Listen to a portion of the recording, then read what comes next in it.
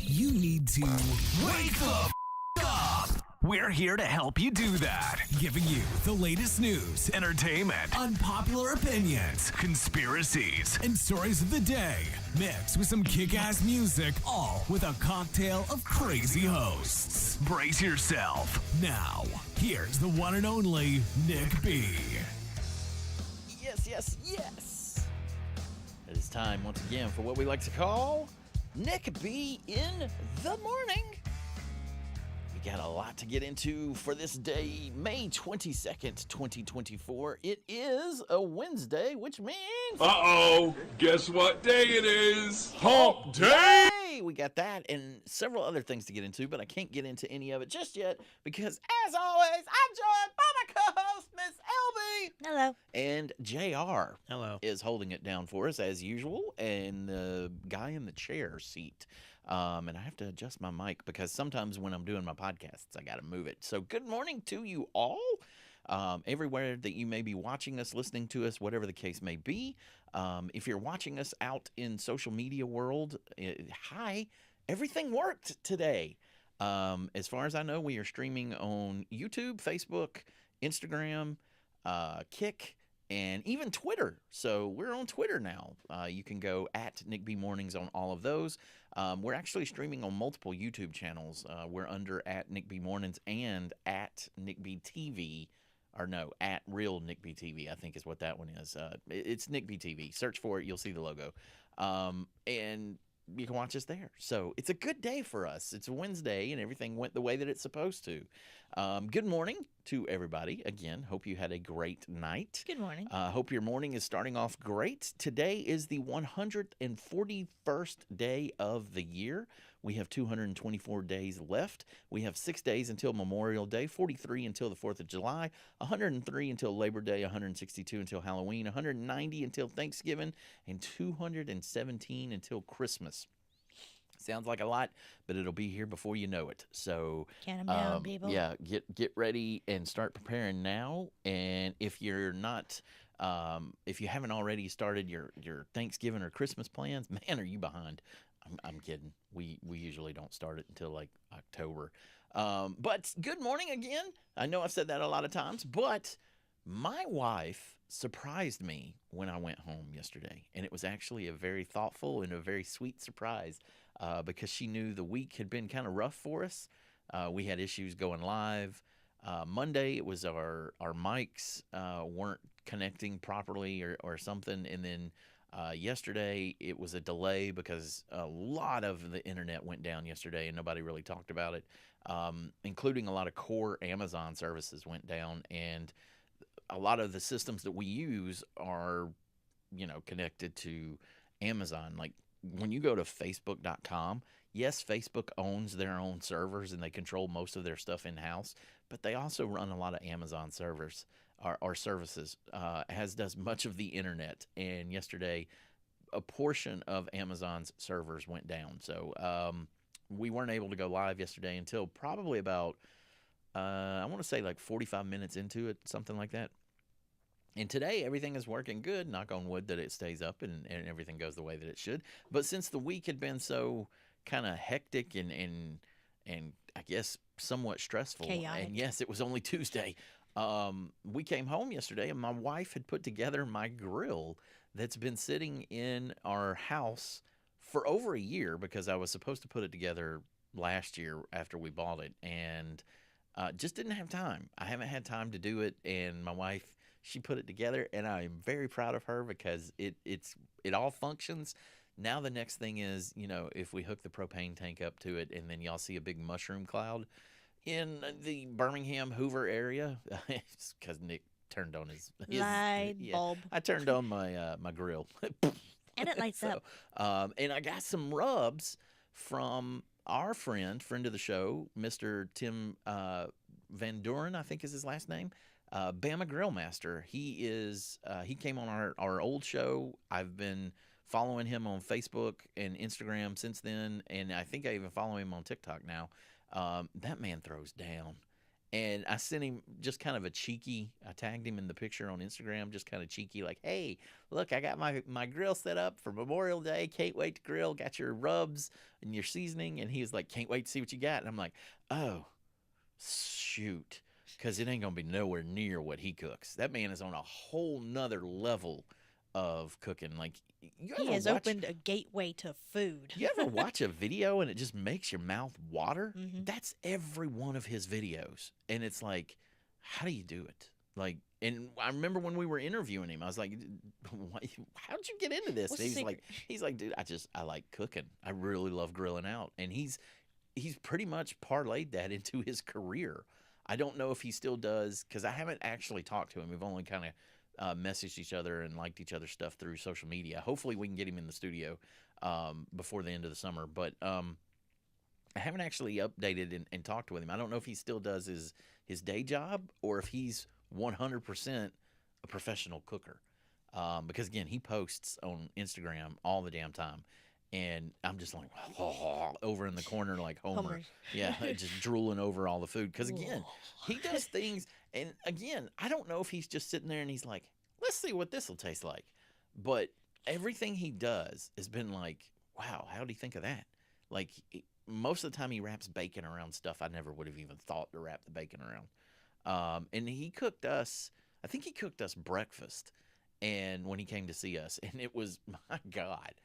Was it slap your grandma kind of good? But I'm looking forward to using his rubs and a lot of his seasoning that he has out, which he calls "Aight Guys," which is his trademark. Every time you go to his videos, he opens it up with "Aight Guys." So yeah, but I tagged him in it, and he's like, "Sweet, can't wait to see what you cook." And I'm sitting there going, "It's gonna be steaks." Just regular steaks. It's gonna be just like every other memorial picture. Although I'll see, I wonder what a steak wrapped with bacon would taste like. I'm just saying. It's too early to be talking about I'm food. there for it. Yeah, well, and here's the thing: not pig bacon, turkey bacon. Mhm. Because I had my first taste of turkey bacon the other day, and it is very similar to bacon. I got to say that first. Then second, it was pretty salty, which is something that I like. I like salty foods, and it was naturally salty. So that's that flavor on a steak. Yeah, I know it's too early to be talking about food. Sorry, but yeah, it's got my mouth watering thinking about it. I It's in my cheated. fat butt. Grandma gave me turkey bacon before anybody else started eating it. I didn't like it because I always thought turkey bacon was like a sellout of actual bacon. And then, as I have told you guys on the show multiple times, my wife and I have dedicated our lives to eating better and just taking better care of our bodies. My wife is doing way better at it than I am. I still smoke cigars, sometimes 6 to 8 a day, depending on the day. But you know, I'm not here for the arguments on that. I know what you're gonna say, but Cool at Karen's. the only thing that I don't really put in my body that's bad, or the only thing that I put in my body that's bad outside of nicotine, is few and far between now. Like, I'm even slowly pushing away the bad sugars. Now, my coffee, I still haven't gotten to a point where I take my coffee without sugar. And hopefully I'll get to a point where either I'm using a better sugar or something. I don't know. I haven't even looked at it because it's like, nope. You tell me I can't have sugar in my coffee, I'm going to kill somebody. Because I have tried straight coffee, and it's just, I can't do it. My wife is throwing it back like a champ and still drinking her coffee and still having no problems with it. And she has lost she has lost her weight, and she's getting happy with how she's looking, and it's all good. And so we've gotten very particular about what we put in our body. And I forget what I was talking about, but I had a point to this about something, and then I got distracted with cigars and started thinking about What cigars. she made us when we came home. No, Besides the grill? I wasn't talking about that, but yeah, those were good too. She made us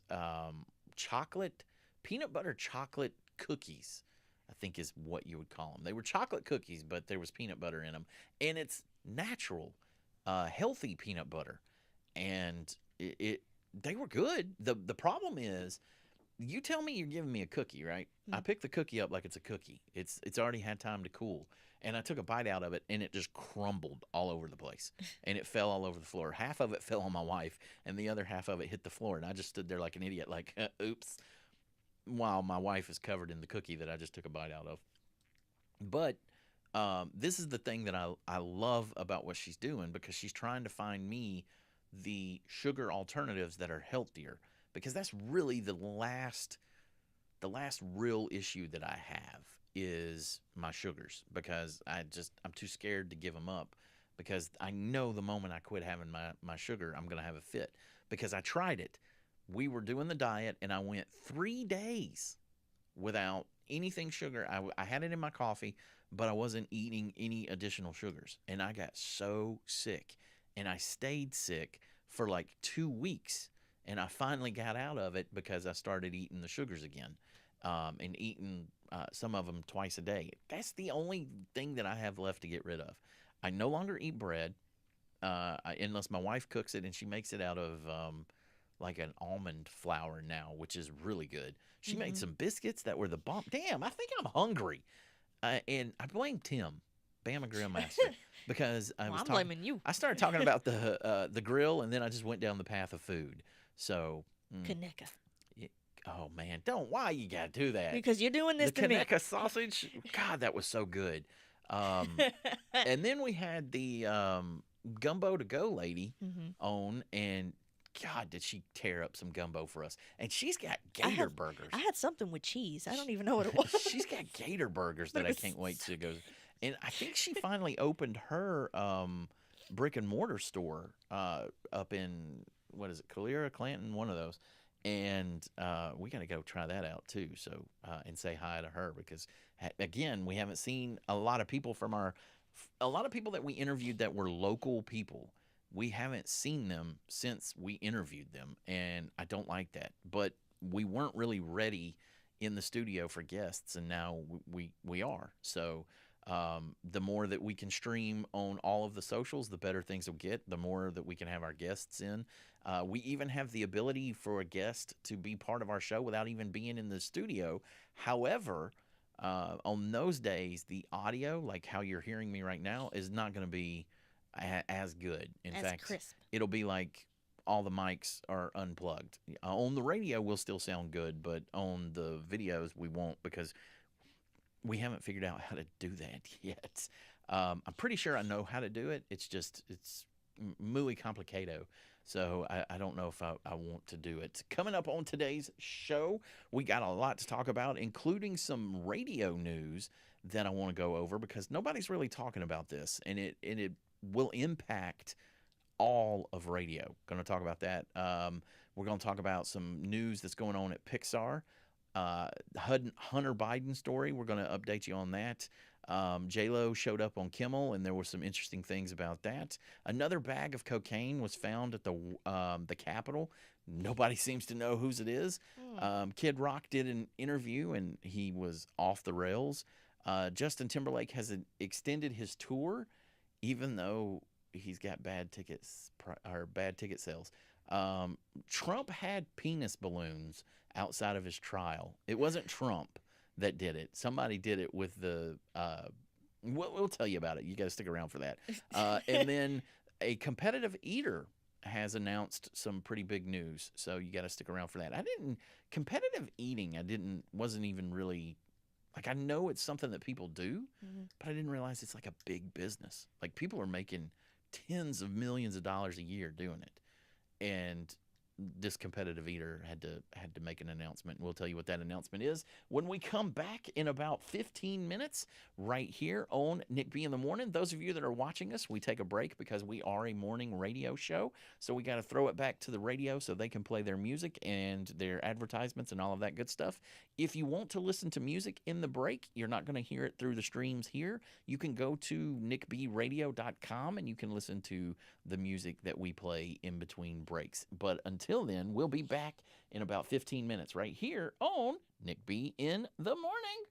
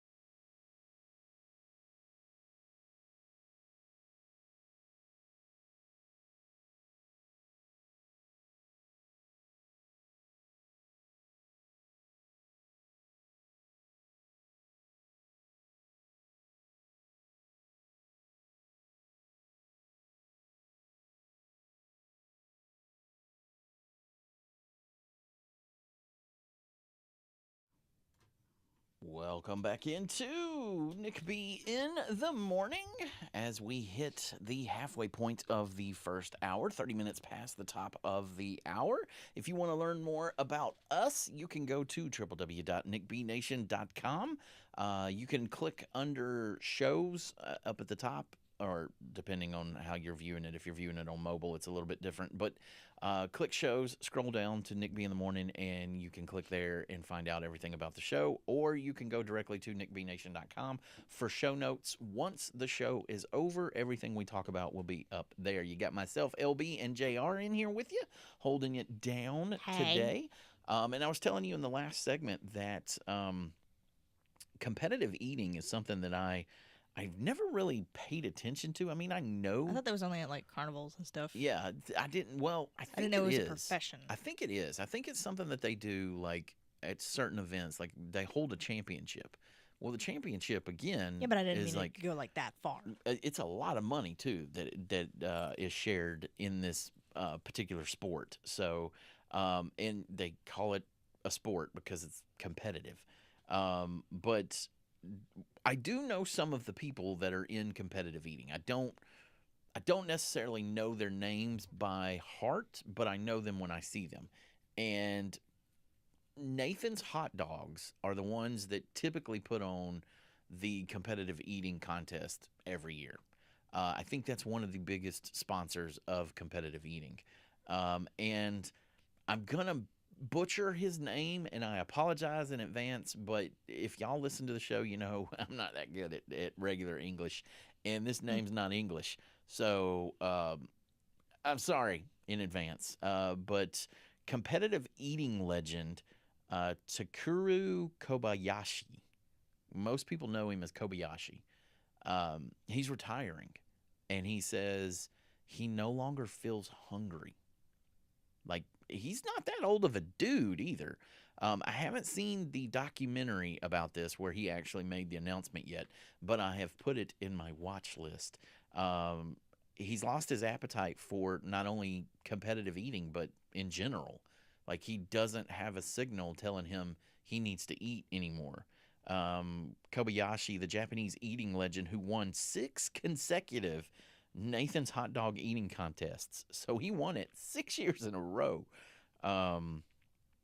is standing down from all future food challenges because he quite literally no longer has the hunger to compete. Oh, he's 46.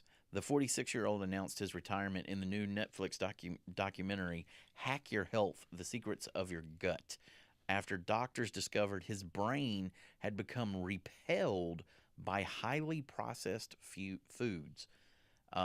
Quote, "For the past 20 years, I have been in this field. I worry about the consequences of my decisions, but most importantly, I want to repair my brain and my gut."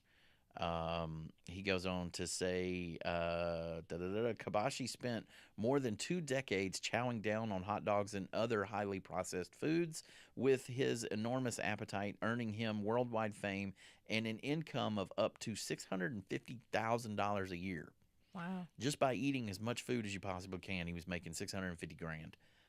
His competitive eating career kicked off in 2000 when he appeared on a Japanese reality show where he consumed 6 plates of sushi, which was about 2.7 grams. Oh no, he went on to eat 2.7 kilograms of potatoes and 16 bowls of ramen in one sitting. Soon, Kobayashi appeared at eating events all over the world, including Nathan's Hot Dog Eating Contest. He claimed victory in that competition every year between 2001 and 2006 when he scarfed down a staggering 53 hot dogs in 12 minutes. Wow. That's... but in recent years, Kobayashi says his appetite started to wane and he now never feels hungry at all. He once went 3 days without eating because he didn't want to eat. When you eat too much, you lose the ability to smell the food, and you also ignore signals from your body, such as feeling full, he explained in the documentary. In the movie, doctors analyzed brain scans, finding when Kobayashi sees food, all areas of his brain related to nausea are activated. Your brain still thinks you're in competition in a state of eating highly processed foods. Neurologist Annie Gupta tells the Japanese native in the documentary series that was released on Netflix back in April. Everything has to work together to suppress your system so that you don't get disgusted by more and more foods. You can see how far your body goes for what you want, even if it has to harm itself. Damn, that's some powerful stuff. Like, he knew. Like, you got to know to some degree that eating this much food this quickly is going to be damaging your system. His brain and the chemical makeup of his body adjusted itself because it was, no, this is work. This is what we're doing. We got to win this. That's unbelievable. Like, and again, this just goes to show the power of not only our human brain, but our body in general. We're a magnificent design, Orchestrated machine. and it didn't happen by accident. Who was the designer? I don't know. It could be God. It could be a turtle. I don't know. It could be the Dragon Warrior for all I know. But at the same time, we clearly have some type of maker, a grand maker, who pieced us together piece by piece and then created this magnificent muscle that controls it all and does everything to make us enjoy this life as best we can, even when it knows it's hurting itself. Like alcoholics, it's the same study with alcoholics. They continue to consume alcohol even though they know it's killing them, the severe alcoholics, because their brain is still telling them everything will be okay. You want that drink, take that drink. This is the same thing that was happening to the competitive eating dude, Kobayashi. His brain was like, hey, you're putting a lot of processed foods in here, but okay, if this is what you want, we're going to do it. It's almost like it's a symbiote, like it's a symbiotic relationship, that our brain exists as its own entity, but it will still let us make decisions and like, okay, this is going to mess I'm you here up. for the ride. Yeah, this is going to mess you up, but if this is what we want, let's do it. Full send. That's just unbelievable how they phrased that in this. But he is now focusing on eating more nutritious foods in much smaller portions in a purported bid to rewire his brain. He says, quote, I want to live a healthy and long life, so I've decided to quit competitive eating contests. Good for him. Because, again, he was one of the guys, like it says, he was one of the guys that traveled all over the world. Like, there are some people that just want to win Nathan's competitive hot dog contest. And I've seen these things. Like, they're not to the level that, obviously, the Nathan's hot dog contest is. But I've seen some of these competitive eating things. In fact, one of my all-time favorite movies, the guy tells a story about a competitive eating contest. It's just pies in that one. And that movie is Stand By Me. You're welcome. Good morning to you all. So they've been around forever. And like LB said, it's typically something that you find at a carnival or like a fair or something like that. They'll always do that to bring people in. And with the exception of this massive national campaign that Nathan's Hot Dogs does. I don't know. How many hot dogs you think you could throw back in 12 minutes? Barely, too. Yeah, because you got to eat the bun and all. Like, and the thing that weirds me out, that just makes me go ugh, every time, is these guys are like pushing it in their hole. And they're shoving like 3 or 4 in their hole, and I'm just like barely biting half of it. I'd be like, what the hell is wrong with y'all? Y'all got no gag reflex. That's messed up. That's cheating. That's not fair. Yeah, so I don't know. But, I mean, okay, we need to figure that out. Not that we're doing it anytime soon because, again, I'm on a diet. But we need to figure out how many hot dogs. We're going to find good hot dogs, healthy hot dogs, not the processed crap, and see how many hot dogs we can eat.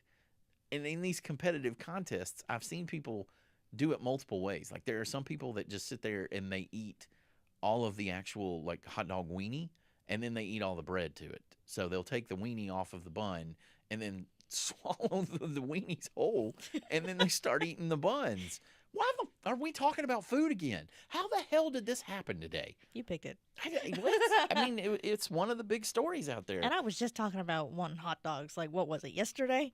I'm like, Yeah. I miss hot dogs. Yeah, And I now- don't like hot dogs. And So now it's that like, my wife put my grill together, we're going to be grilling out a lot more. A grilled hot dog, a grilled hamburger and steak, with some ketchup. and then chicken. Y'all have never experienced grilled chicken because everybody in the family has been too scared to grill chicken because it takes long to cook it. I, however, have loved grilled chicken since I was little and can't wait to grill it. But then, now I got to read a book on the grill on how everything works because, excuse me, when I was young, you stacked the charcoal, you lit it, and you went with it. Now it's propane and propane accessories, and you got to turn the dial, and you got to push a thing, and then you got to hope you don't blow up. I don't know if I like that. And then I got to figure out how to clean it because obviously I want it to last for as long as I possibly can get all the use out of it. But now we have to do all kinds of things to the yard so that we can put the grill out because my grill is sitting in my foyer right now. So I've got to clean off the back deck, the back patio, which is typically, if y'all follow any of my blogs or any of my socials, that's usually where I'm at smoking my cigars in the afternoon, early mornings, depending on what day it is. I got to clean all that off, which means I got to find a place for all of it, which means I'm probably going to end up having to buy a shed. And then I've got to get somebody to come out to extend the patio because I want a slab of concrete because you can't use the grill under the deck because of fire BS because some idiot burned their whole house down one time and now it's against the fire code. Long story. Yeah, but so competitive eating messes your brain up. Who'd have thought? Like I always looked at it and said, again, it's fascinating to watch. It really is because it's just like, how do they do that? But then at the same time, it's like, like I hate to be this graphic this early in the morning, but could you imagine the bowel movement after that? Like 50, Pow! 50. No, you didn't. Oh, damn. 57 hot dogs hitting your colon. Good God. I can only imagine. And, let's see what Nathan's hot dogs are made out of. Let's just go ahead and search. Planet. Search the ingredients. Nathan's hot dogs. Do you think they chew the hot dogs? Because if not, they come out the exact same way. No, they don't chew them. That's You have acid. You have acid. You have stomach acids that'll break it down. But They were not cartoon characters. let's see. Dummy.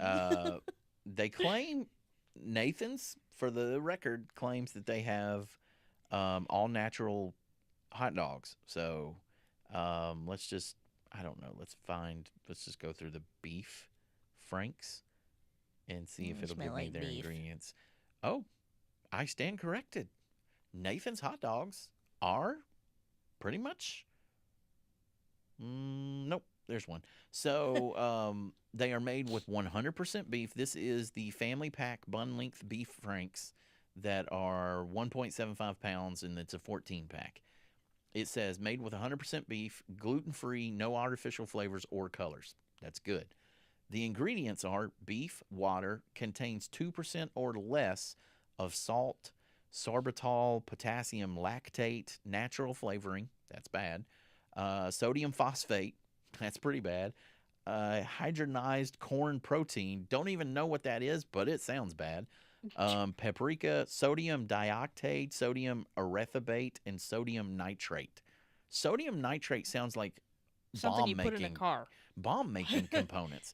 Let's just look up what sodium nitrate is, because that just nitrate usually means some kind of like Ignite. something like that.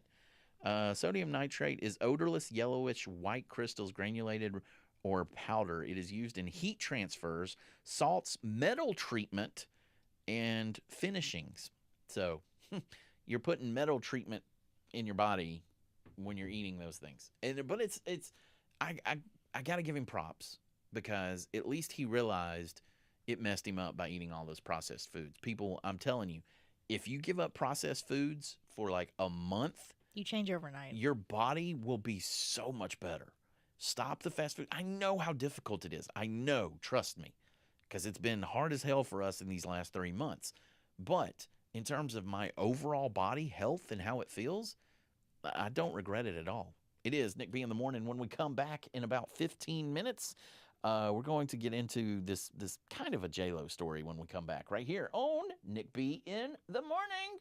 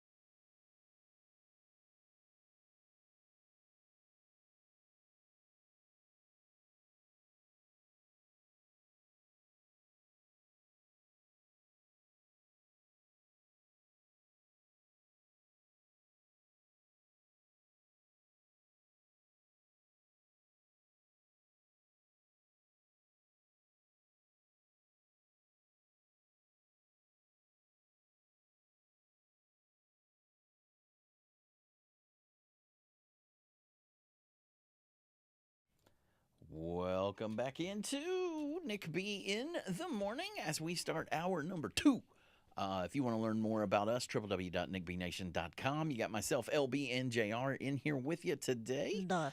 Doing what we do, holding everything down for you. And those of you that were listening to us on Nick B Radio or even one of our affiliates, the song that was just playing was Prince's 1999.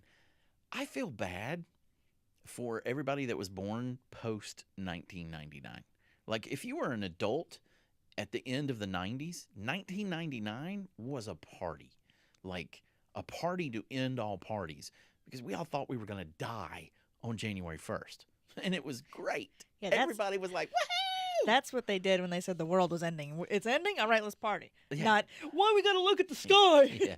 Yeah. But it was a good time to be alive. That's all I'm going to say. And if you missed it, you missed it. God, did you miss a party? But anyway, Damn.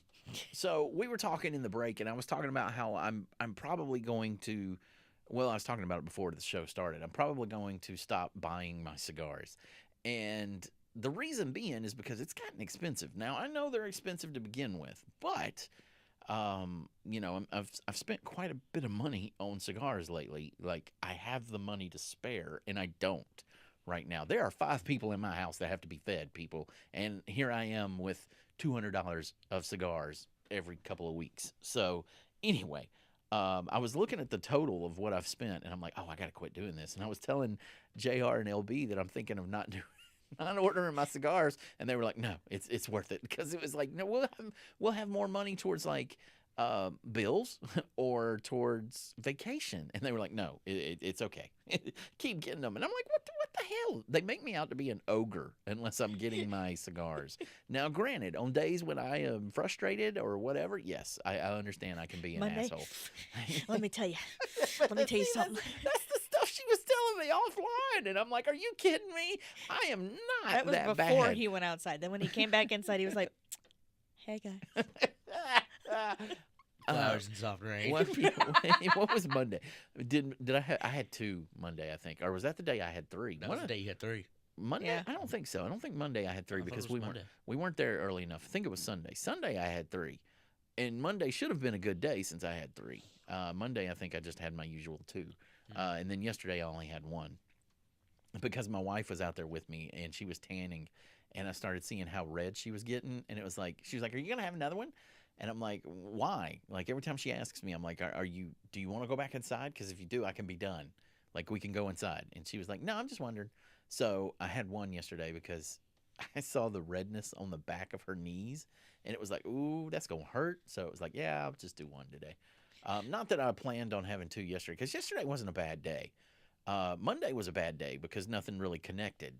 We had major issues on Monday. But we rolled with it. I didn't handle it very well. If you didn't see that, you missed out. Or if you didn't hear it, yeah, you can always go and listen to the show notes and hear the beginning of it. Meanwhile, me and Jay are both like, yeah, I was bad. And it won't happen again. I got all up in my feels. Because, again, the thing with me that frustrates the hell out of me is when I do everything I know. Because, again, not only do I know a lot of audio, video stuff, I'm pretty good at tech. And when I do everything that I know in both of those scenarios and nothing's working, and I'm thinking, oh, crap, I got to send this really expensive piece of equipment that's only been in our studio for 2 months, you're telling me that I'm going to have to send it away to get it fixed, and it could take 6 months to get it back? That all I hear is the success of the show just dropping, and everything we've been doing with the show just stopping. That's what I hear. And then I hear my wife's lovely little voice in the back of my head. Did you try rebooting it? Which is a joke. It's an inside joke from NCIS that we say in our house. Gibbs, every time his phone wouldn't work, he'd slam it on the ground and go reboot. And he'd give it to McGee, and McGee would just give him a brand new one. Because Gibbs didn't understand the tech. So my wife took that, and she makes a joke out of it all the time. When she can't get something technical to work, she tells me, reboot. And I heard her go, reboot. And it turns out all we had to do was turn this very expensive piece of equipment on and off. Explain it. Make it make sense. So that Monday was bad. Monday was a bad day. But hopefully we won't have another bad day. everything is crossed and knocking on everything over there. So, but Yeah, I was just spin telling you around. in the last break that J-Lo made her first appearance on anything. Now, I got to preface this, okay? If you haven't been listening to In the ER with Nick B or the Nick B Minute or listening to this show at all, or you've been living under a rock recently, J-Lo and Ben Affleck may be done. In fact, we talked about it yesterday about how Ben said if he could plead temporary insanity to get out of his marriage, he would. And that's a bit much. But for whatever reason, a lot of people were hating on J-Lo even before this news came out. Like, a lot of people were like, let's cancel her. There was a lot of rumors that were coming out about does she actually sing on her albums or not, and that she's just this horrible, uptight person. Then she had the Met Gala appearance where she appeared to be just bitchy towards somebody in the press, and they were eating her up alive for that. I saw a video that disgusted me. It doesn't matter who she is or how she acts towards others. She was out getting ice cream with her kids. She wasn't trying to be photographed, obviously, by the way she was dressed. She just ran to get some ice cream with her kids. And everybody was standing around her cussing at her in front of her small kids. And it's like, what the hell? Like, again, there's plenty of celebrities I don't like. But if I see them out with their kids, it's a, hey, what's up? It's not a, F you, you stupid B, and blah, blah, blah, blah, blah. Not in front of their kids. That's animalistic behavior. That's horrible. And that used to be something that was off limits. And I know there's a certain amount of crowd out there and a certain amount of people that are like, oh, kids are fair game too. No, they're not. The kids have no idea what's going on. And they didn't ask to be in the world that their mother or father or uncle or dad or whatever may be in. They didn't ask to be in that world. And just because they're in that world or just because their parents are hugely successful or whatever the case may be, it doesn't give you a right to attack the kids. Because a good friend of mine from TikTok, he's kind of blown up on TikTok. His name is Justin. Most of you know Justin. He'll say, listen, did you know that guy, right? I can never pronounce his last name. Anyway, somebody showed up to his house. And it's like, what the hell, people? You don't just show up to somebody's house that you don't even have a relationship with, that you don't even really know. He's got 12 million followers combined through all of his socials. And he was having like a group of young kids over because he's got a pool. He just moved to this house. He moved to that house because he wanted a pool. His kids are old enough to enjoy a pool or whatever. So they moved, and these people somehow found out where he lived, and they showed up to his house. First of all, he is a service member, which means he's trained, even if it is Air Force, Justin, you know. But they just showed up to his house while he was entertaining kids. And Justin is from the South. He lives in Florida. And, you know, he's a Southern gentleman to the core. And he said, look, I didn't want to talk about this. I didn't want to have to go over this, but y'all have got to quit coming to my house. Got to quit coming means it's happened more than once. And again, us down here in the South, and nothing against the Yankees, but us down here in the South, we tend to be very, oh, bless your heart, you don't show up to my home. And he genuinely looked upset in the video that he had to do. Well, all these people started, you know, sharing Justin's thing on TikTok and talking about it and was like, people, what are you doing?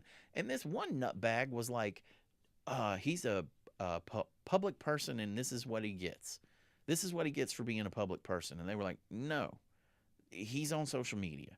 He's not a movie star. He's not a musician. Even then, it's still not acceptable. So now he's worried about the safety of his loved ones at home when he's not at home. His wife can handle her own.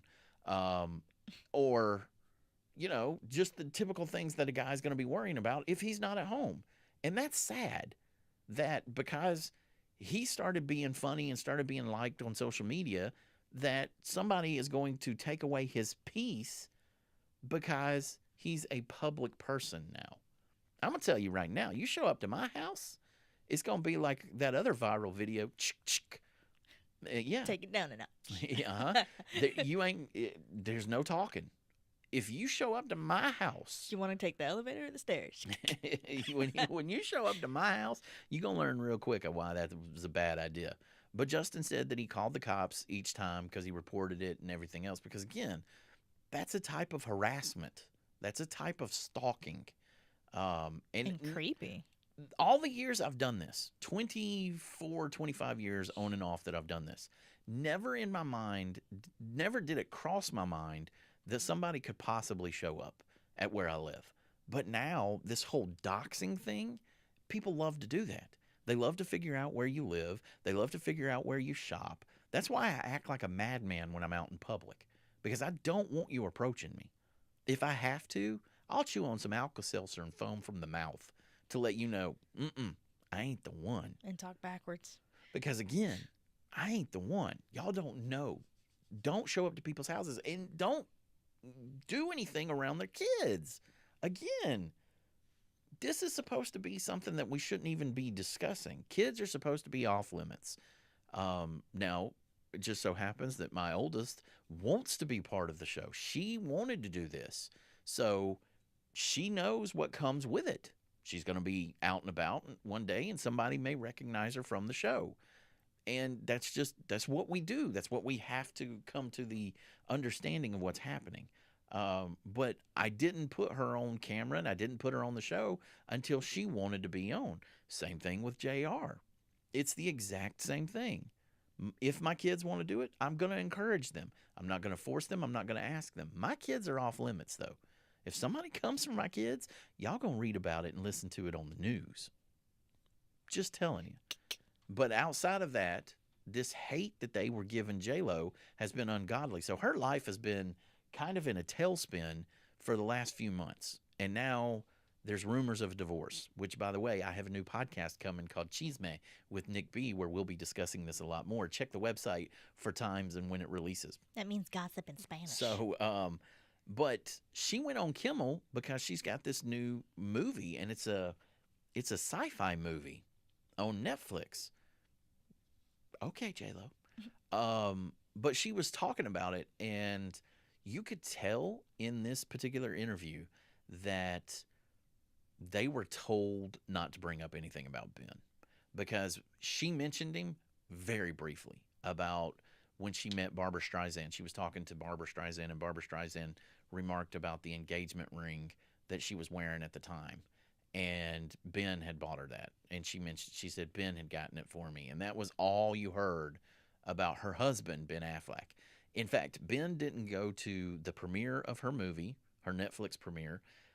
He didn't go to the premiere of her movie that was about him, that tanked bad, that we were talking about how she put $20 million of her own dollars into it, and it tanked bad. Like, bad. And then he didn't show up to the Met Gala, and there were people that said that he didn't even go out with her, like, on Mother's Day. So, and then we found out yesterday that he's like, if I could file temporary insanity, I would. That's just, So, and then the new juicy bits of gossip on her today is the feds may be looking back into the shooting that Diddy was involved in at a club where he made his boy Shine take the fall for. Allegedly, Diddy told everybody that J-Lo was the one that brought the gun into the club. And again, the streets are saying that the feds are looking into that case. And if they reopen it, J-Lo might be in some trouble. Because, again, the feds are going after Diddy for RICO. That is the word on the streets. RICO is horrible. Just being charged with RICO, you get 20 years. Just if they convict you. It's 20 years out the gate. Or life.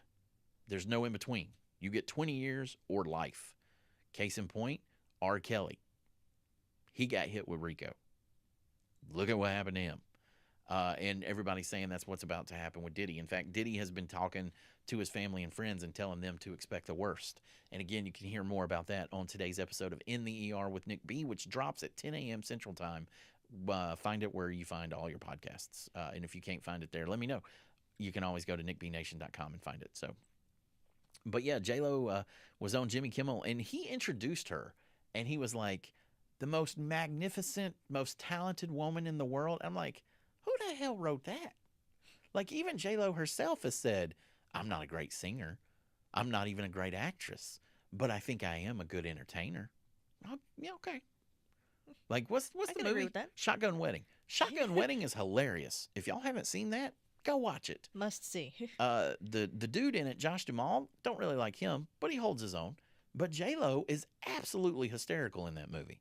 It is Nick B in the morning. When we come back in about 15 minutes, we're going to be talking about some news that's going on at Pixar.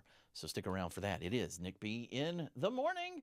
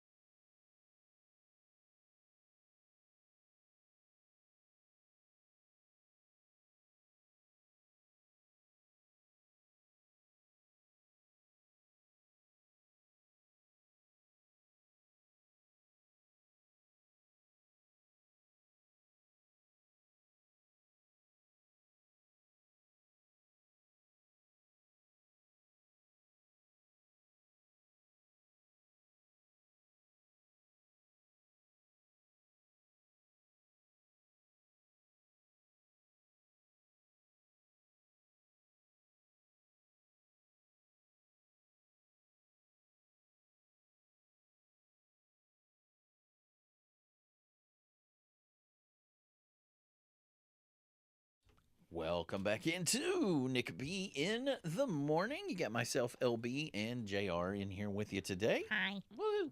As we hit the halfway point of hour number 2. And for those of you that are keeping score, you can always go to www.nickbnation.com to learn more about us. But keeping score on my diet, I've legit been fasting every day this week. I don't eat anything and I don't drink coffee until at least 9 o'clock. And I can tell how much thirstier I am by doing it. Like I'm having to swallow a lot more than I usually do because, again, if you're not aware, I'm a dumbass and I burned my throat pretty bad a few years ago. And if I talk normal, I'm good. But the additional talking that I do with this show and all the other podcasts that I do, it pretty much ruins my throat and it makes it very, very dry and scratchy. And it does the same for my whole mouth. It's weird. I can't explain it. But ever since I did that, I've had an issue. The coffee, which I was not a coffee drinker until like 2 years ago, but the coffee seems to be the only thing that really coats it and makes it to where I don't have the issues with it. I know I'm a walking catastrophe. But I don't drink my coffee until 9 o'clock. And I've been doing good. I haven't drank it until 9 o'clock every day this week. Yes, I know it's Wednesday. But It still counts. Yeah. golf claps. So I'm taking the W wherever I can. But I was telling you in the last segment And it's Wednesday. that there's a lot of things that are changing with Pixar. Not only is it Wednesday. Uh-oh, guess what day it is? Hump Day! Hey, it is Hump Day. We have officially made it to the halfway point of the work week. And that should be celebrated. And I'm going to celebrate by getting out of here as quickly as I can today, going home and having one of my happy sticks. Hey, guys. How's it going? I was telling you in the break, the last segment before the break, that big news at Pixar. In fact, this is the first time in the history of the company this has happened. You want to know what it is? A bunch of people are getting fired. 14% of their entire staff has been fired because of Disney. And a lot of people are wanting to blame the current CEO, Bob Iger. In reality, it's the former CEO, Bob Chadwick, or however you want to say his name. Beavers and ducks. He's the one that I think all the blame should be laid to, because he was just putting out crap, like crap after crap after crap, and crap, and then doing things that just completely tarnished the image and the brand of the company that I used to love. Not only Pixar, but Disney. And there is a movie coming out from Pixar, and if they fudge this one up, I will spend the rest of my years complaining about it, because it was absolutely one of my favorite movies. I don't like cartoons. There's a handful of cartoons that I really enjoy, and Inside Out was one of them. For one reason, Lewis Black is in it. Lewis Black is anger, and he is perfect for that role. And when he grabs the Steering console and like his hair blows. Ah! Oh my God, it's great. It's hilarious. And I love that movie. Because again, they let Lewis be Lewis. And it was perfect. I have access to the whole curse word library. So and now they've got a sequel and they're introducing other emotions. And I hope they do it right. I really do. And a lot of you that are out there, they're like, oh, they're going to gay it up.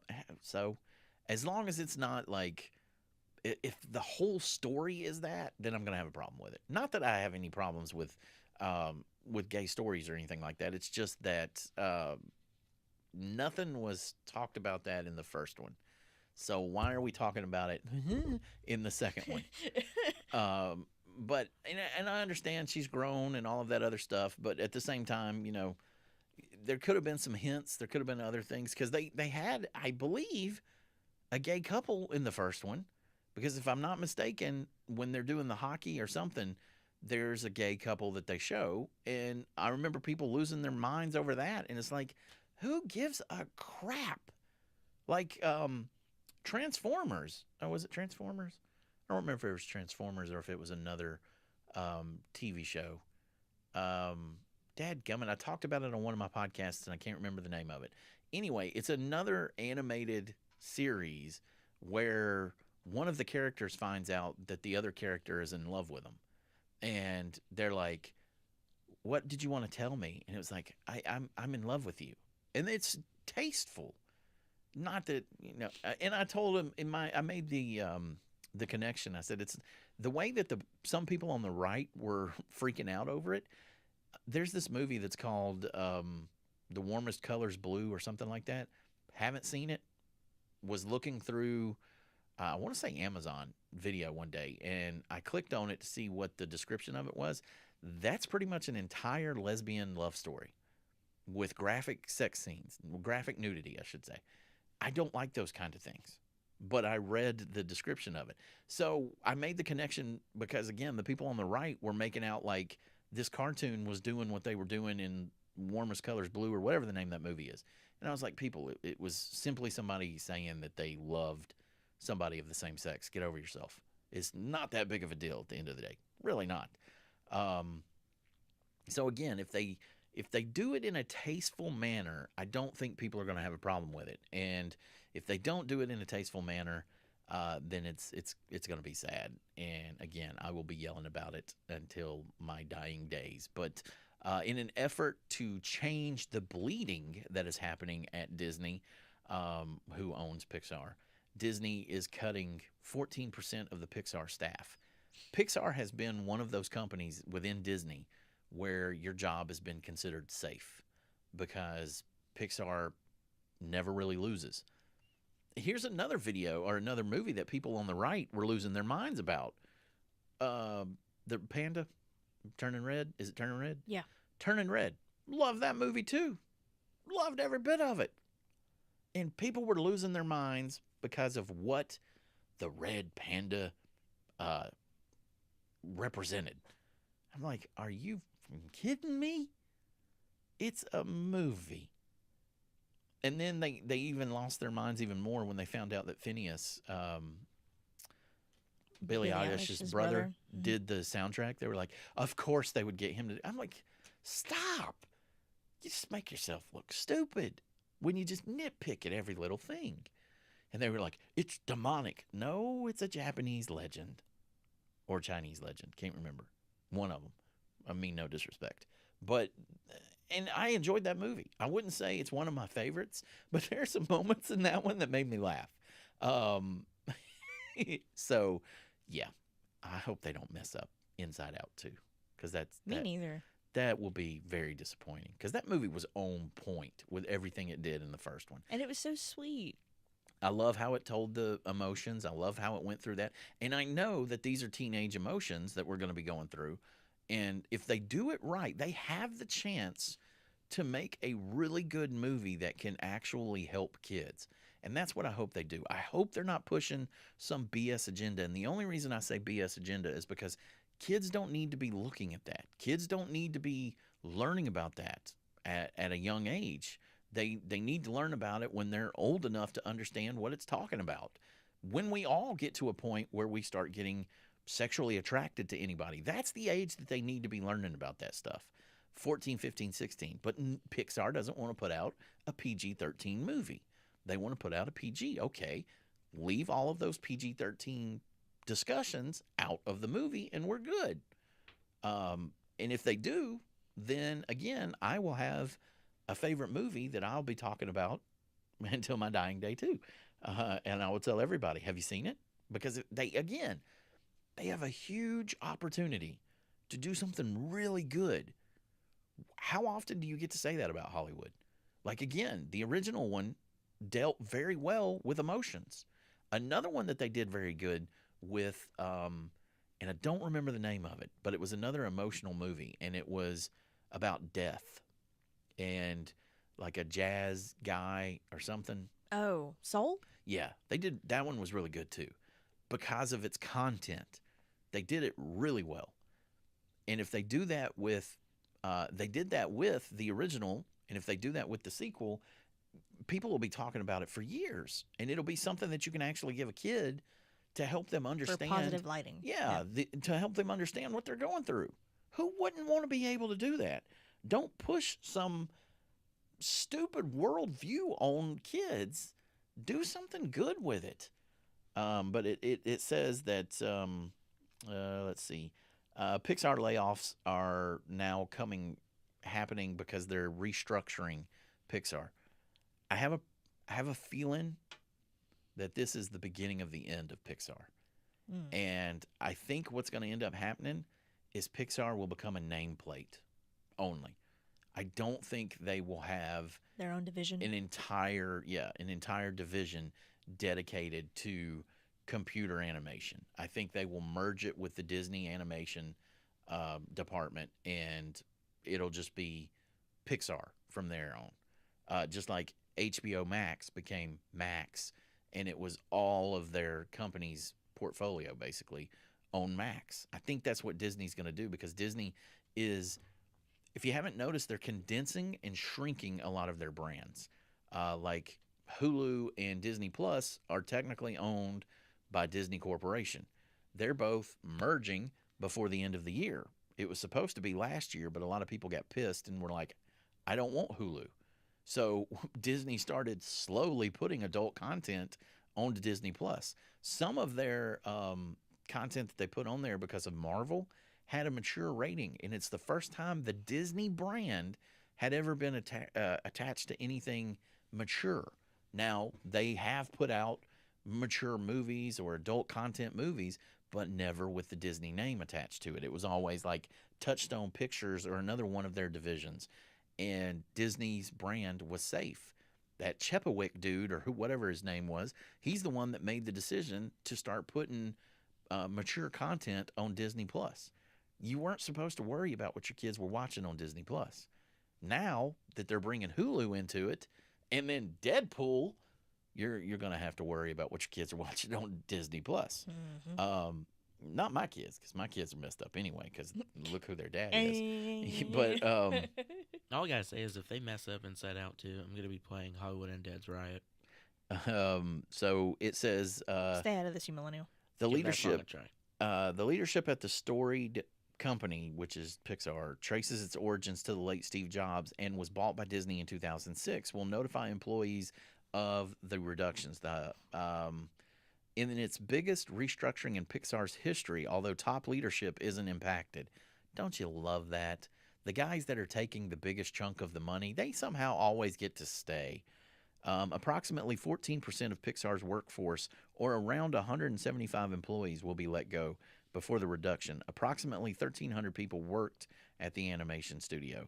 The layoffs are part of Disney's chief, Bob Iger's, overarching mandate to return to a focus on quality versus churning out content for streaming, which was a priority for the short-lived successor, Bob Chapek. It's better that you get back to that. Although I will say, a lot of the stuff that Disney's been putting out lately, it hadn't really been all that good. What's the last Disney thing we saw? Do y'all even remember if we've seen anything from Disney anytime soon? Yeah, the only thing that I remember seeing recently was Wish, but that's still old. Yeah, I didn't see that. Y'all watched that. It wasn't that old. It came out this year. I think it came out the first of the year. Maybe it was last year. But it's Well, I oldish. It's not like off the platform new. Yeah, or made for the platform. Let's see. When did it come out? Tell me when you came out. Yeah, November. So it was supposed to be Disney's big Christmas movie, and it bombed. And that's why it came to Disney Plus pretty damn quick. I don't really remember a Disney movie. Like, I know they've put out the remake of The Lion King, which I haven't seen. And I know they've got a prequel of that coming out. Moana, maybe? And again, I know I'm going back a ways, but Moana was the last one that I can really remember that was good. That wasn't Pixar, though. That was Disney, right? Or was it Disney Pixar? Anyway. And then before that, it was the one with Chris Pratt and his brother. Onward, Upward, whatever the hell it was. Onward. Yeah, I liked that one. That one was really good. That one was sweet. That one was really good. And that's a classic Disney movie. Disney story, feel-good story, whatever you want to call it. And then they put out a lot of the Marvel stuff has just been to me lately. Like we watched, what was it? Ant-Man. Mhm. Ant-Man was the last Marvel movie I think we saw, and it was underwhelming big time. Right? That was the last one we saw. Yeah, that was the last one we saw. But I just I'm not into Marvel anymore now. I feel bad for Moon Knight. Yeah, that one looked good. That one looked like it had the right Potential. stuff. Yeah. But again, under the other guy, the former CEO, they were just cranking out stuff for streaming. So that may have been why that one, kind of met its demise. So, but that looked really good. And there was another show. Oh, She-Hulk. She-Hulk could have been really good, but they Yeah, they messed it up. It is Nick B in the morning. When we come back in about 15 minutes, it will be to give you the question of the day as we start our third hour. It is Nick B in the morning.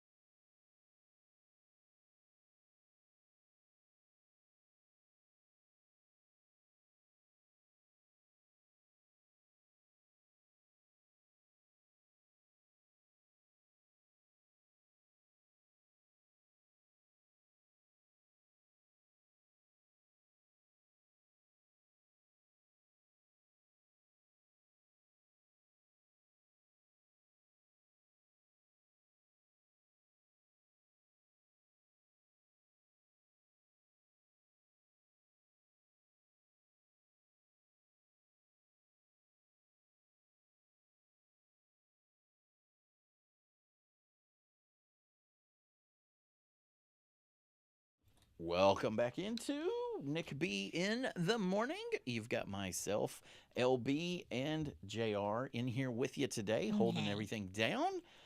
If you want to learn more about us, www.nickbnation.com is where you can go. Again, that is nickbnation.com. And you spell Nick, N-I-C-K. That's where you can go. You can listen to replays. You can watch replays. All of that good stuff. You can read show notes. You can look up all of the stories that we talk about because I want you to do your own research. Don't just take our word for it. Dadgummit.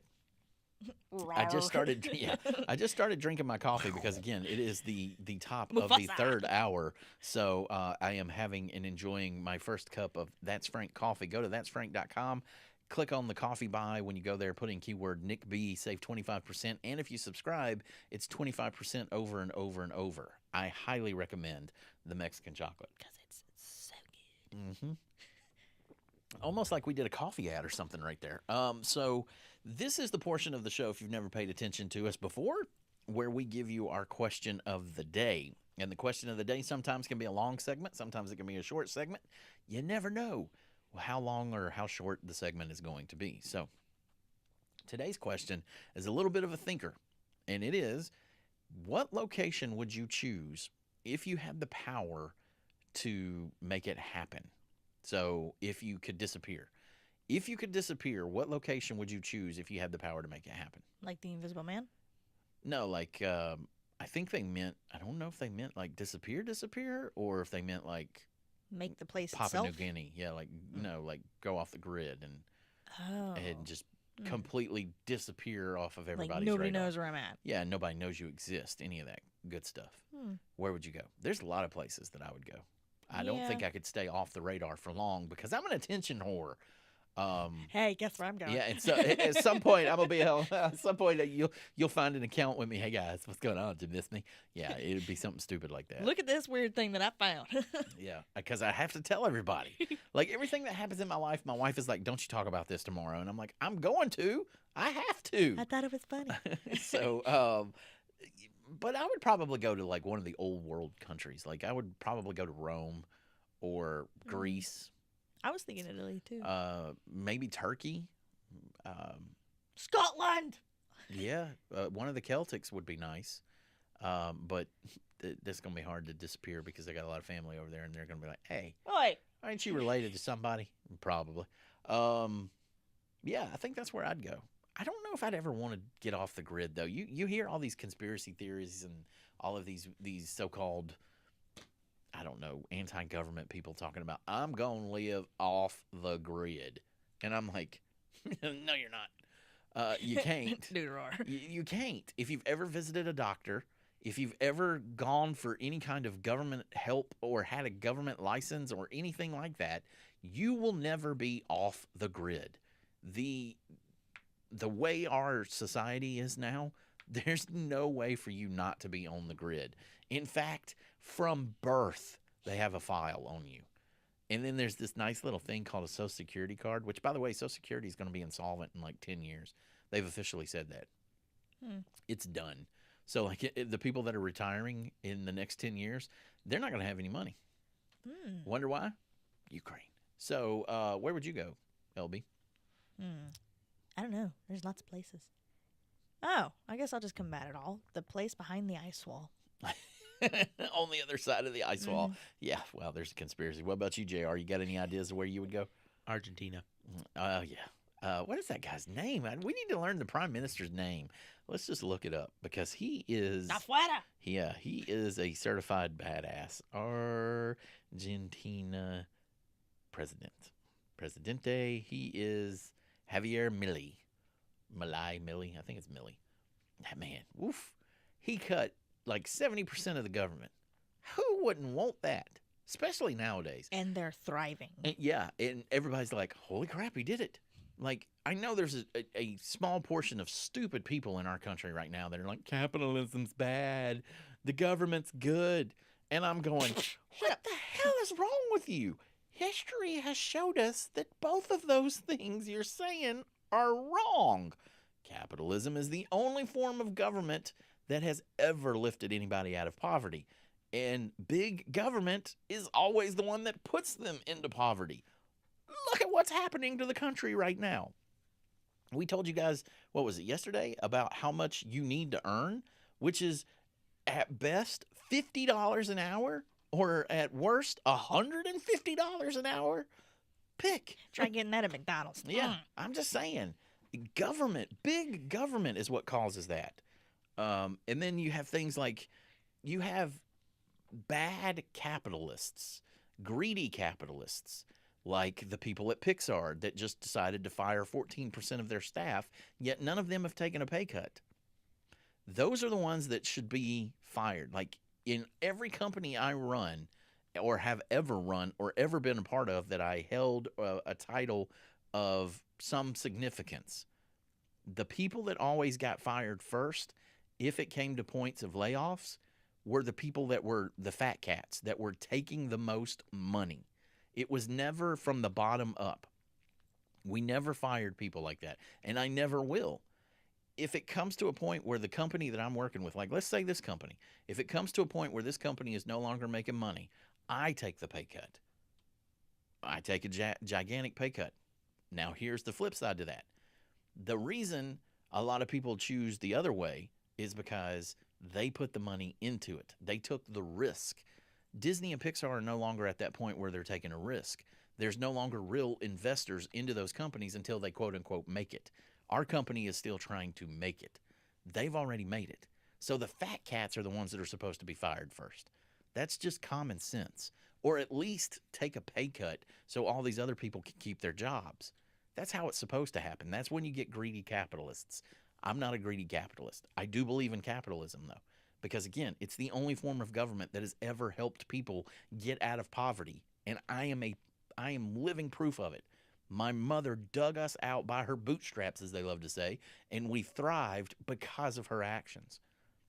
There's a reason why he goes by anarcho-capitalist. And then my father-in-law is a prime example of it, too. He came from nothing and has made himself a successful business, and he has become a successful businessman and provided a life to his family that men dream about.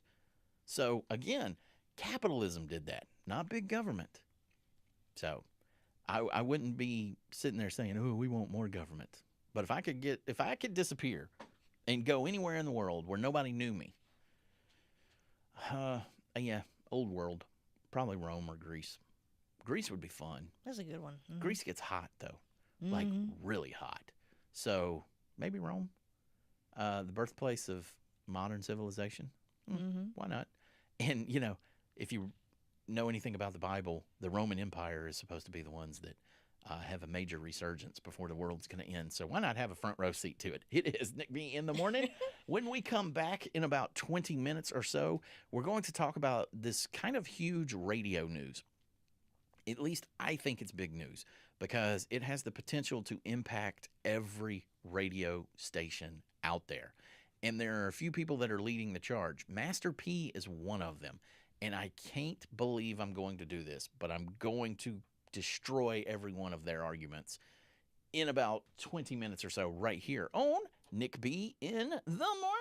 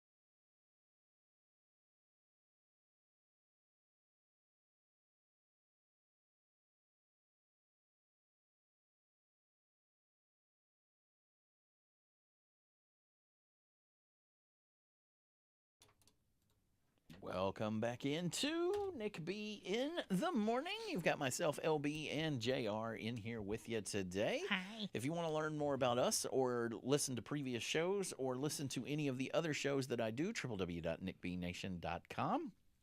That's where you can go and get them. If you're an old school hip hop and R&B rap fan, every Friday at 7 p.m. Central is where you need to be here on Nick B Radio so that you can listen to Kicking It with Nick B, which is my old school hip hop rap and R&B show. And you guys have been voting for the Alpha 40 Countdown. It's been amazing to be doing it. I think we're on week 8 of being back of doing that. And it's been kicking butt, and I've enjoyed it. This week's countdown, you're going to have to tune in Saturday at 10 a.m. Central to see if anything on it has changed and if we still have the same number one, because again, it's 100% controlled by you guys. So if you want to vote, go to thealphacountdown.com. On the left-hand side of the website, you will see the tab for vote. Just go there, push that, and vote. All that is required is your email address. You can vote as many times as you want, and you can write in the candidates because, again, I haven't updated the form, and everybody has pretty much just been writing in their candidates anyway. So go to thealphacountdown.com. And, again, you can find all this information up at nickbnation.com. Now, this is a story about a girl. No, this is a story about radio. And how radio, a little bit of insight into how radio generally works. Now, you have online radio stations, you have FM radio stations, but for the longest time, we only had FM radio stations. Now we have something that's called streaming stations. So there's technically 3 divisions now that are all radio, technically. The only ones that are really recognized as being radio in my mind are the ones that have the big towers and send out a signal to cars, FM or AM. That is radio to me. Even online radio is not really radio, even though we call ourselves online radio. Like, again, you're probably hearing this through Nick B Radio, or you're hearing it through a traditional FM affiliate, and we thank you for that. But streaming radio is not something I've gotten into. Like, I don't like it. And a lot of these companies now have built what they call radio stations that are basically destroying an industry that I have given most of my adult life to. And I don't like it. Number one of the reasons radio is free is because they run advertisements. Yes, sometimes you hear a crap ton of advertisements, but that's because radio's free.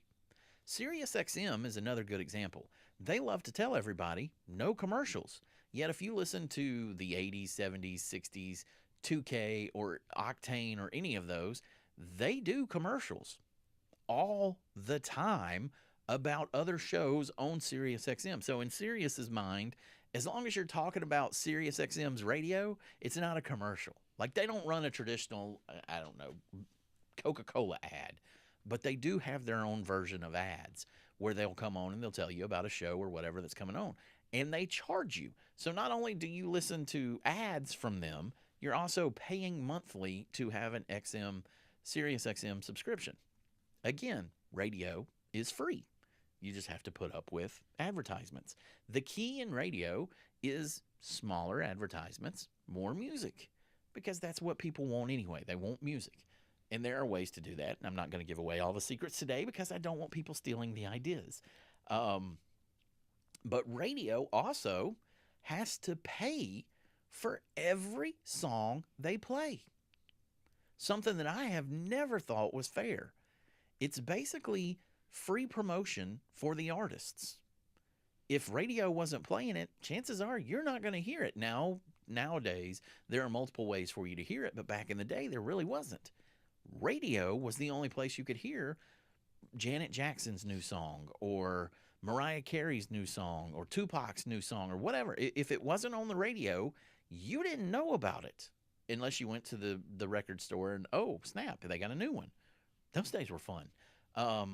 But radio has to pay what is called a music licensing agreement or a music licensing. They have agreements with a company called BMI.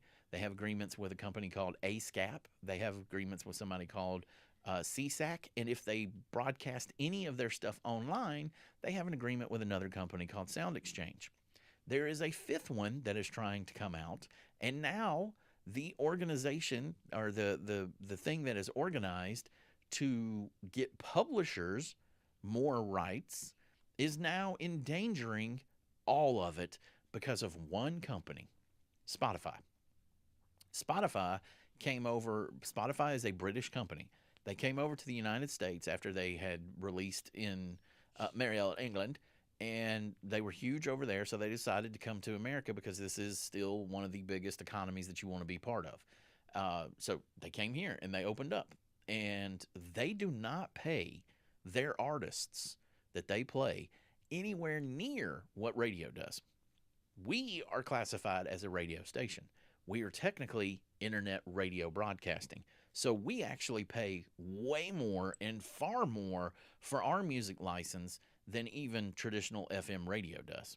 Somehow, Spotify isn't on the same kind of plan that we are. They still are licensing the music to play because if they don't, they're breaking copyright law.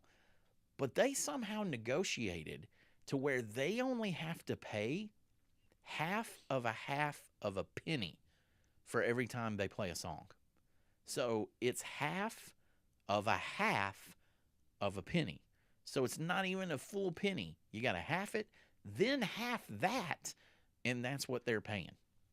This is why Taylor Swift, who tried to bring, the world's attention to this years ago, or a couple of years ago, she pulled all of her music from Spotify because she's like, they're not paying me. Snoop has spoken out about this, how he said, if I got 1 billion streams on your platform and I haven't even earned $1 million out of it, how does that happen? And they're right to say that. My solution to all of this, charge everybody the same based on revenue. And if you're hitting X amount of dollars, this is what you pay. Because right now, it's all over the place.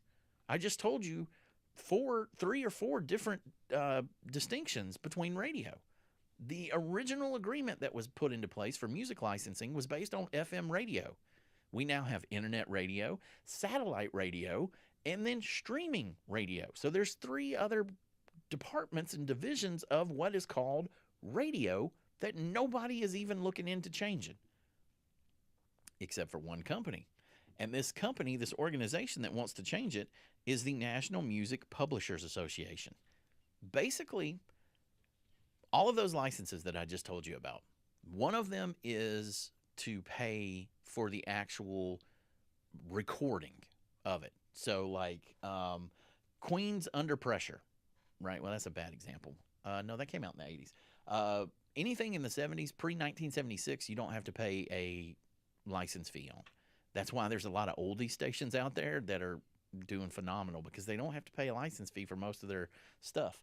But Queen and David Bowie's Under Pressure. So Queen and David Bowie wrote it. So that is a license. The performance of it is another license, and the actual recording of it is the final license for one song played one time. You pay for it 3 times. Well, now, since the world has changed and you've got all of these people that maybe don't write everything, but they sing it, they want to be paid for singing it. Because you get people like, I don't know, Doja Cat, who get credit for being the lyricist. You know what that means? They literally read the paper, sing it, and now they want to get paid. When they've already got a record label, they're already getting a percentage of the profits, they're already doing, and now they want to do this. So the record companies are going to pass that along. Spotify has already proven they don't want to pay the same license fees as all the other radio companies. Do you really think Spotify is going to pay it? No. SiriusXM has already done the same thing. They pay a lot of money in license fees, but nowhere near what your normal local FM radio plays. And then the internet radio broadcasters are the ones that get boned the worst because we have to pay all of the licensing for everywhere that we are heard. So not only do you have the American licensing companies, you've got Canadian licensing companies, you've got British licensing companies, you've got Russian licensing companies, and you cannot play dadgummit, Queen in Russia without having the Russia licensing, because they'll hit you with a copyright strike over there. That's internet. FM doesn't have to worry about that because it's only the signal wherever they're broadcasting from. But this company, led by, or getting more attention because of Master P. Back in the day, Master P's a rapper, for those of you that don't know, Vanilla. Back in the day, Master P was bragging about writing his own stuff. And again, in the rap hip-hop community, writing your own lyrics is a pretty big deal. They want to see real rap. That's what a lot of people are hating on Drake for, because he supposedly hires a bunch of ghostwriters.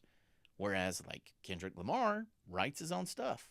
In fact, it got to a point, or in the early 2000s, it got to a point where Lil Wayne and T.I.P. or T.I., the two biggest MCs of the day then, decided, you know what? I ain't writing none of my raps down. And they recorded 2 albums. Both of them recorded albums without writing it down. And they can remember those lyrics.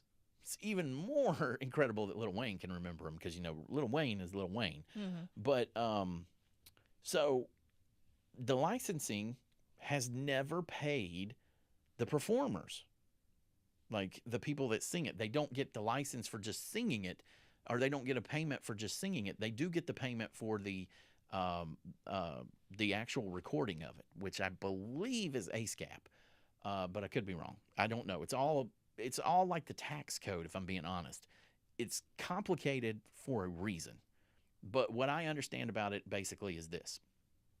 The people that write it get paid off of it. The people that arrange it get paid off of it. The people that put it on the CD, the vinyl, the digital, whatever, they get paid for it. And then the people that sing it, after all those other 3 people have gotten paid, that 4th one is putting it all together, and that's how that musician gets the money. But those 3 people are paid first. So now people like Master P, who has admitted now that he didn't write anything, he's missing out on a lot of money because he didn't write his stuff. A good example of somebody that is making the maximum money every time they put out an album is Billie Eilish and her brother Phineas. You want to know why? I looked at her latest album to look at the credits. Outside of her and her brother, there's 3 other people. I'm not, a good math guy, but only having to split the money 5 ways is good. Is good in my opinion. Whereas Beyonce has to split it like 30 ways. Taylor has to split it like 10 ways, because they have multiple writers, and those writers own it. That's kind of what happened to Master P. He had a lot of people write it. Some of the stuff he wrote, now I'm not saying he didn't write any of his stuff, but some of the stuff he did. He's been on a mission to get Congress to update the copyright laws that we have to pay for. It's a huge, huge change that they want. But they want to introduce a 6th license. Again, we're currently, there's a 5th one that's popped up, but it's not a requirement that I have to pay that one yet, so I haven't really looked into it. But this 6th one that's coming up, so they're going to make 5 and 6 a requirement, as right now we pay 4 times for one song. And we pay 4 times each time that song plays. It gets expensive, people. And yes, there are companies that you can use. Like, we use a company for our app that's a partner called Live 365. That helps bring down our cost, because to have our own app and the licensing for the app, that's another fee than just playing it online. And now they're adding another fee because of Spotify. Nobody else. Spotify. And Spotify doesn't want to pay the artists. We're paying the artists. That's what helps me make my money. Of course I'm going to pay them. Radio does the same thing. They're going to punish radio, though. So if you like radio, if you like getting in your car and listening to music, you need to tell Congress not to change the current law. Because if they do, the music is gone. You're going to see more talk radio. You're going to see more oldies, pre 1976 stuff. And then you're going to have a crap ton of commercials and maybe 2 songs an hour. I'm telling you, it's not a good thing what some of these artists are wanting Congress to do. It's already handled. If you're not making money out of it, that's your fault for not being more professional with what you're doing. Because again, Spotify is not going to pay a dime. Figures it'd be the Brits. They already don't want to pay. They're already not paying. Again, don't take my word for it. Take Lily White, Taylor Swift's word for it. She's the one that was screaming about this the most. Jay-Z tried to stop Spotify by coming out with Tidal, where he paid the people equally. It was a huge thing. Never really caught on. It's still out there, but it never really caught on because Spotify is such a behemoth that there's no competition for them. And they really are a danger to radio. So again, if you love radio the way that it is, if you love turning on your stereo and just listening to music with some advertisements, call your Congress people and tell them, don't approve this. Don't approve this new law. Leave it the way it is. It's already ungodly. It's Nick B in the morning. When we come back in about 14 minutes or so, it will be to start the 4th and final hour of the show.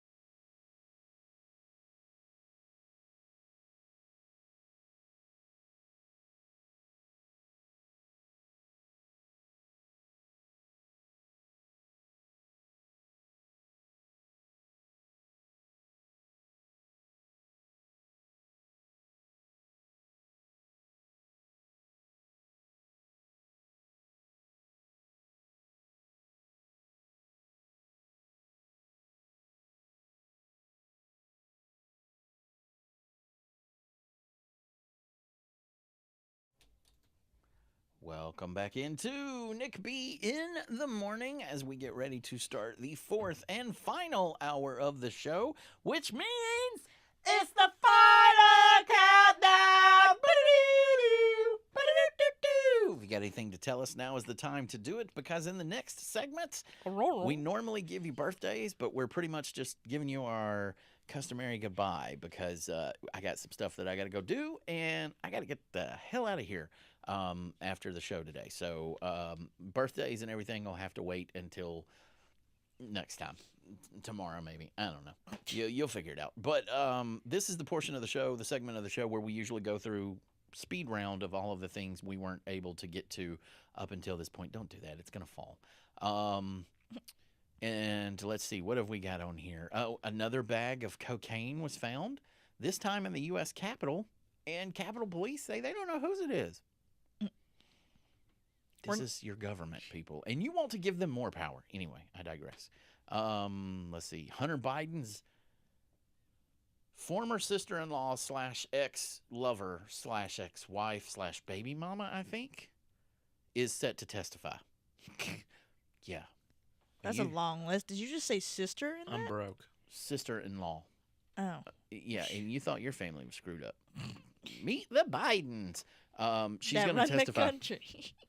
It is his ex-wife and sister-in-law turned lover is going to take the stand in his gun trial. Because if you didn't know, lying to get a gun is a federal offense, and apparently Hunter Biden thought he could get away with it because his last name was Biden. So, yeah, there's that. And then Trump had penis balloons released in front of his trial, and these penis balloons had the face of the New York district attorney's. His face was on the penises, and it's hysterical. But because when I first saw this, I was like, wait a minute. Somebody was like, I first thought that they were protesting Trump, and they were like, okay, one of these eco nuts decided to. It was a U-Haul full of penis balloons that had the dude's face on it, and I'm like, okay. One of these eco nuts decided they were going to put a bunch of balloons into the air to make a political statement. And then it turns out, no, it was against the district attorney. And it was like, yeah, seems like a conservative thing to do. Why not? Let's put a bunch of pollutant things in the air. Dumbasses. Although I did find it funny. Hugely childish, but it's a freaking U-Haul. Not the biggest U-Haul and not the absolute smallest. It's still like the medium or whatever. U-Haul van. Oh. But it's the actual truck, and the dude he pulled right in front of where the trial was, lifted up the back, and just started pushing them out, and they just whoop, and they had the district attorney's face right in the middle of them, and it was like, okay, political point made, I guess. No pun intended. So that was kind of funny. And again, you can find all this up under show notes at the end of the show. Give me a couple of hours to get everything posted, and once it's posted, you'll be able to look all this up and read all the stories in more detail for yourself. Let's see, what else have we got here? Justin Timberlake has extended his world tour, even though his ticket sales are really low. Like, in terms of safe tours that are supposed to be major moneymakers, Justin Timberlake is supposed to be one of those, because you have the chance he may play some of his NSYNC songs. You have the chance that he may play some of his early songs that people really liked, and you have the chance that he's going to mix it all together with the new stuff. So there's a large crowd of people that find that entertaining, or at least they used to. But he extended his tour dates. He added more tour dates, claiming that it was because of demand. In reality, everybody is saying that he doesn't want to be home when it's announced that his wife is divorcing him.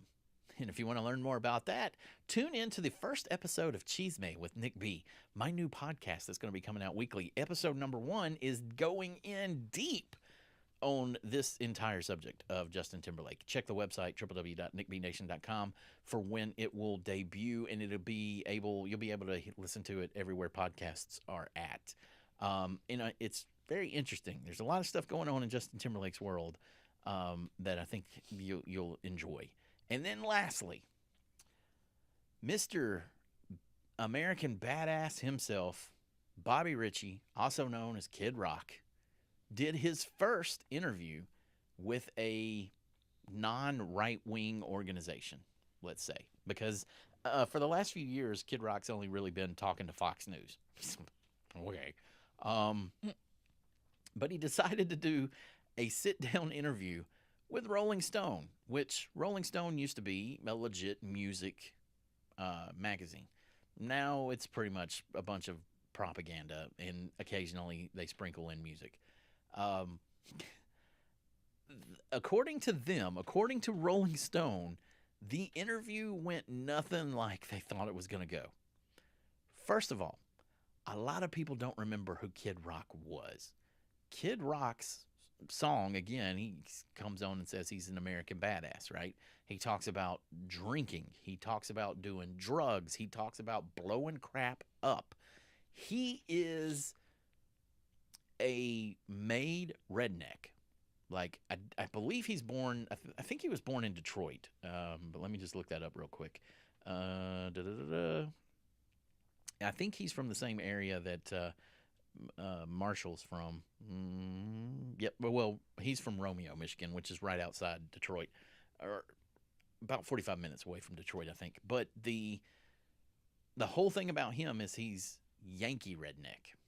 Well, now he's redneck because he moved down to Tennessee and he built what everybody calls in Tennessee the Tennessee White House. His house is massive and he made it look like the White House just because he could. And he throws like mud parties, like when you get in trucks and you just go out there and you just tear them up in the mud. He does stuff like that. He blows stuff up all the time. He's constantly posting videos of blowing stuff up, shooting the hell out of stuff. I mean, he's constantly doing redneck things. So Rolling Stone was like, we'll go interview him. We'll see what happens. And during the interview, they said, when they first started talking to him, he was drinking wine. And I'm like, oh, they don't sound like American Badass Kid Rock. And they said, by the end of it, he was slamming back, I think it was Diet Coke and some kind of liquor. But it was funny because it was like, wow, he started with the wine and then he ended with that. I got to find it really quick. Yeah, hold on. Just talk amongst yourselves really quickly. Was it rum? No, it wasn't rum. Oh. Tequila. Let's see. No, that's not the link I want. I want this link. Give me this I don't link. think that would work well. Would it work? Tequila and Coke? Yeah. Yes. Huh. Tequila tastes like cheese to me. Where is it? I don't see it now. Okay, I'll just read from it. After years of speaking mostly to right-wing outlets, Kid Rock recently sat down with a reporter from Rolling Stone, and according to their writer, David Pesner, their sometimes unhinged chat included Rock ranting about immigration, at one point waving a gun in the air. That's the part that I was going to get to. The story features a number of disturbing and off-putting scenes, including Rock casually dropping racial slurs.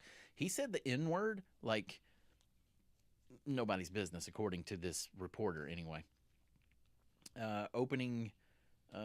Casually dropping racial slurs a number of times, and the opening bit where the writer notes that Rock's white butler goes by the racially charged nickname Uncle Tom. It also mentions in the article that Rock keeps the original General Lee from the Dukes of Hazzard, which famously has a Confederate flag embolism on its roof. It's the battle flag, not the Confederate flag. Yes, it was part of the Confederacy, but it's not the Confederate flag. In a hangar on his 214-acre Nashville estate. Rock makes sure to tell the writer that Tom is his Major Damo's real name, laughing. Quote, don't give me some S in the article over calling him Uncle Tom. Near the end, after noting that Rock had switched from sipping white wine to downing 3 or 4 Jim Beams and Diet Cokes in quick succession. So he was drinking white wine, and then he was like, let's pour some Jim Beam and Diet Coke. Yeah, let's go. All right. And they thought this was going to be a hinged article or interview. And then, again, apparently drunk, Rock goes behind a cushion or a chair, and he says, oh, and by the way, and I got effing GD guns right here if I need it. I got them everywhere. So typically everything you think a Southerner is going to be, Kid Rock embolized in this interview with Rolling Stone. Every bad condemnation you could think of what they think of a redneck Southerner, Kid Rock just proved. I would like to state for the record, he was born in Michigan. Just again, just for the record, he was born in Michigan. He got a little bit of Nashville in him now, but he was born in Michigan. We cannot say he is a Southerner. He just lives in Nashville. I was born here. I'm a Southerner. So, but I don't act like that. I'm not dropping the N-word left and right. And I'm damn sure not going to drink white wine before I throw back any kind of liquor. First of all, I don't mix my liquor with anything. If you can't drink your liquor with just liquor or maybe ice, then don't drink it. Hell, my teenage son can drink tequila without anything. Tequila, people. So, there's that. It's a good burn. My 18-year-old son. So, only on holidays, Christmas mostly.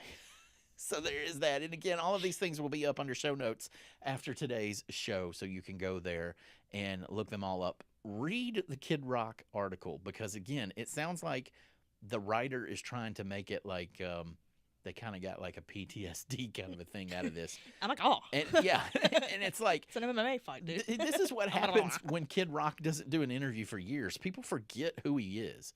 Again, Kid Rock hasn't changed. The world changed, and the way Kid Rock used to act has now become, like LB said, oh my God, what's wrong with you?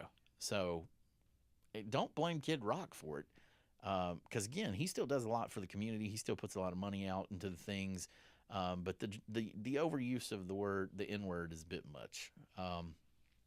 If this all happened, again, this is all from a reporter from Rolling Stones. So of course they're going to paint him negatively because he's a huge supporter of Donald Trump. And Rolling Stone really isn't. So take that as you will. And take it with a grain of salt, even though I believe the article that I linked to is from Billboard. They are talking about the Kid Rock thing, so go and check that out. And I think we covered everything. We covered the cocaine, we covered the penises, we covered Timberlake, and we covered Hunter Biden's ex-wife, sister-in-law, lover taking the stand. Man, I can't get over that one. That one's a bit much. Not only is it his ex-wife / lover, she was once married to his dead brother. I love how that order went. Cocaine, penises, and Timberlake. It is Nick B in the morning. When we come back in about 17 minutes or so, it will be to give you our customary goodbye. So stick around for that. It is Nick B in the morning.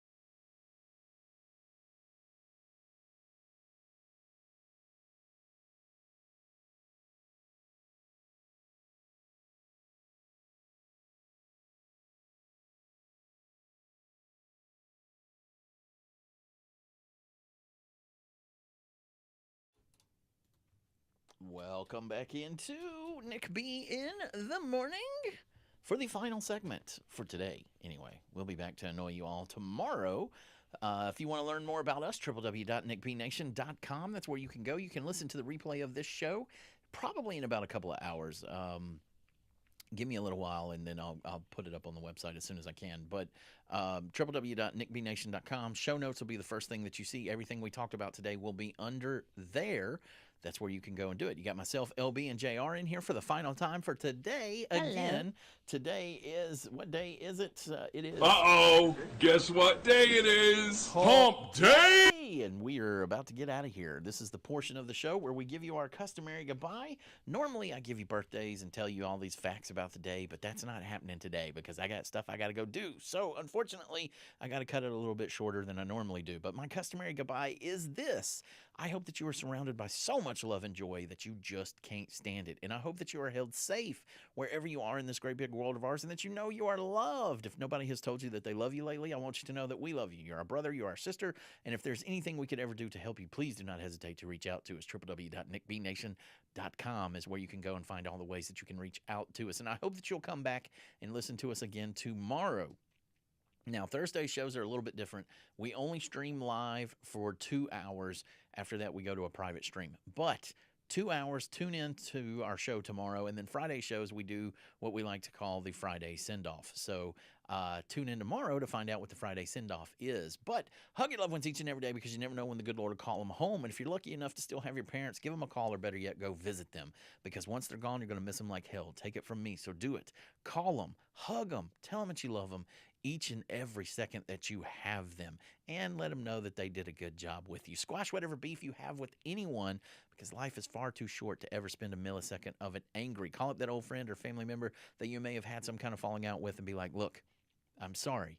Even if you think you weren't in the wrong, and never, ever, never, ever, ever, never, ever, ever go to bed angry at anyone. Always apologize. Find a way to make it right and mean it. That is the key part. And if you've got a dream that you've been wanting to do for some time now, then get off your butt and go do it. There's no excuse not to be living out your dreams.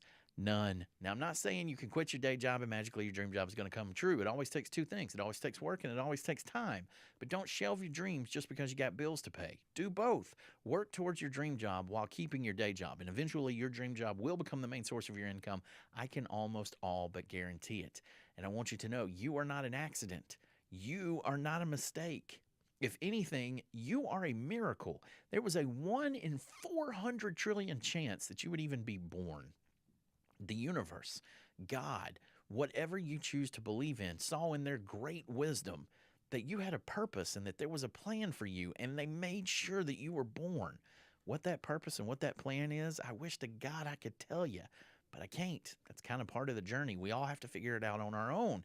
And when we do, it kind of becomes a superpower for us, and it makes us a little bit superhuman. So whatever your passion is, whatever it is that you think about constantly about doing, do it. Because you're not going to get another chance to do it, and that is what you are here for. And above all else, people, if you remember nothing else from me, I want you to remember this. Never trust a big butt and a smile. Last call will find us all. For every dark night, there is always a brighter day, and life is just a party, and parties weren't meant to last. LB. Bye. That's the way. Go. Love you. Be careful. Don't forget to smile. Stay positive. And JR. So long, see you later, good night, and I hope you enjoyed the ride. And we will see you again tomorrow morning, bright and early, to do it all over again. Again, if you want to learn more about us, www.nickbnation.com. Download the Nick B Radio app, which is free for iOS and Android devices. But that's going to do it for us for now. We're out of here. Y'all be good. Y'all be safe. And we will see you tomorrow morning.